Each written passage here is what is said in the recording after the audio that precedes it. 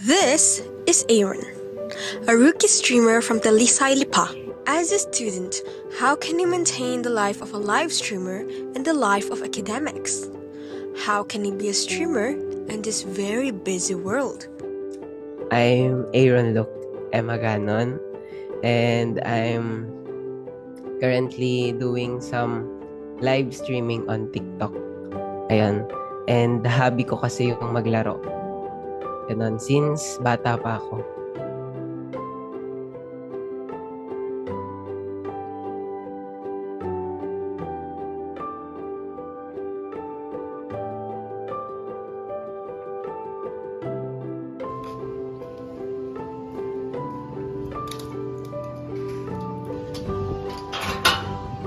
Pre, nandito na ako sa bahay. Balo na tayo. Open na. Ano, pre? Balo tayo?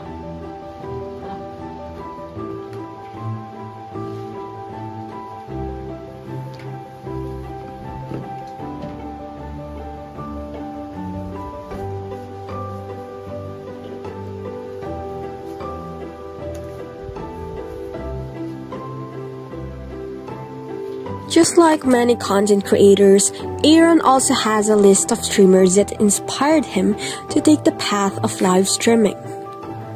He mentioned a list of names like Akosi Doggy, Lazy Banks, which are two famous streamers, and Ling2X, a streamer that he started watching from the start of her career.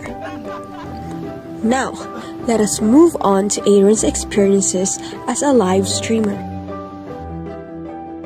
Memorable moment ko dun sa TikTok is nagkaroon ako ng 20 viewers dun sa TikTok na yun. And then, nagka-clutch ako nun ng Valorant. Sa Valorant, nagka-clutch ako nun sa Valorant. And nakakatuwa na nandun din yung mga tropa ko na nag-hype sa akin yung clip na yun. And na-clutch ko siya. And then, after nun merong parang random people na nag-send ng gift sa akin. Ano lang siya, 10 coins, ganun. And okay na siya, ganun. Ay, thank you nga po pala kay Ross As Andy. Nag-send small 10 coins. TikTok live streamer. Salamat sa piso. Ay siguro yung mga unexpected experience ko is yung pagbabardagulan namin magtropa habang naglalaro ng Valorant. Yun siguro, yun. Parang yun yung moment na ang saya-saya namin, yung mga ganong bagay. Ay, saan kayo? Lo. Nasa tatla lahat, huy. Saan kayo, guys? However, despite everything, Aaron couldn't avoid the challenges that he had to face as a streamer. One of these is when he received low viewer engagement when he uploaded his first clip on TikTok. I think nasa 200 viewers siya and wala siyang masyadong comments. Ganun, syempre unang ano mo pa lang naman sa CODM. Ayun, parang yung pinaka first experience ko is parang medyo hindi okay kasi yung nag-effort ka para i-edit yung ganong clip and ganun lang yung makukuha mo, yung parang ganun. Just like what Aaron has said, despite putting a lot of effort into his first video, the views weren't as high as he had hoped. It was a tough moment for him, but he soon realized that it was just the beginning. It was just the beginning of his journey.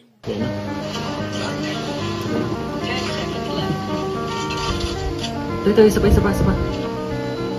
Nice.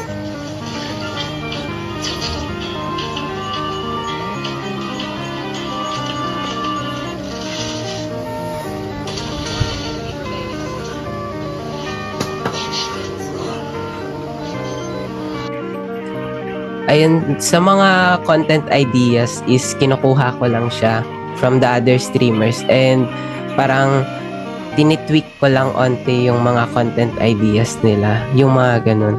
And pati din sa mga pag-e-edit ng mga contents ko, yun. Mostly doon ko din sa kanila kinukuha.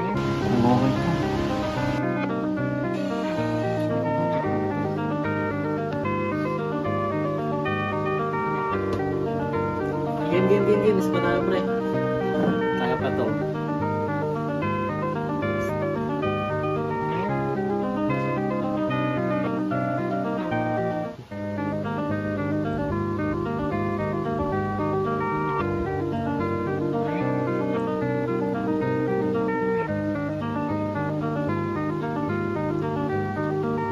Dinig ba ako?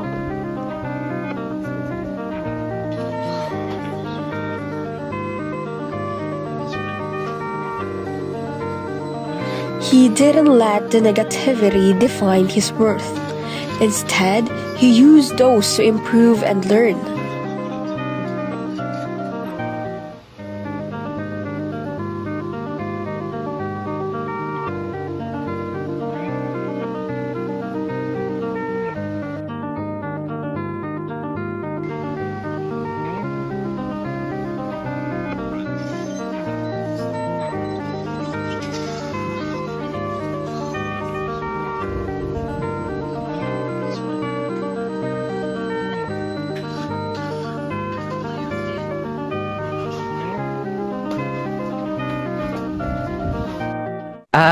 Yung pagla-livestream ko kasi is parang ginagawa ko lang naman siyang journey ganun sa buhay ko, is part of my journey of my life na din siguro. Parang yung content, yung pagla-live ko is dinadaan ko na lang siya pag mga wala akong ginagawa ganun. And siguro yung goal ko lang is magbigay ng saya sa mga tao, yung ganun. Okay ako.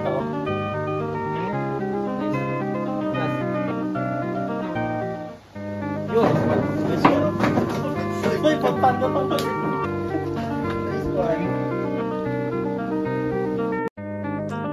Yung pinaka natutunan ko is parang hindi madali mag-live, hindi madali mag-entertain ng tao. And lalo na pag unmotivated ka, ganun. Kasi parang ma-unmotivated ka na, ay, kokonti yung nanonood, parang ganun. Dun pa lang parang it's a matter na itutuloy mo yung journey mo sa pagla-live or hindi na lang kasi wala namang nanonood, yung ganun. Pero yung most important na dapat gawin is maging consistent ka lang sa ginagawa mo, and dapat mahalin mo yung kung paano mo siya ginagawa. So, what can we learn from a person very connected to the digital world? A lot. A lot of things. Aaron's journey as a rookie streamer isn't just about the games he plays or the viewers he entertains. It's about the passion, persistence, and joy he finds in every moment, whether he's live with 1,000 viewers or streaming solo. Through his journey, we learn an important lesson. Success isn't always measured by the numbers or the instant rewards. It's about enjoying the process, staying true to yourself, and never giving up, no matter how small the beginning is. Keep streaming, keep creating, and remember, it's the love for what you do that truly matters.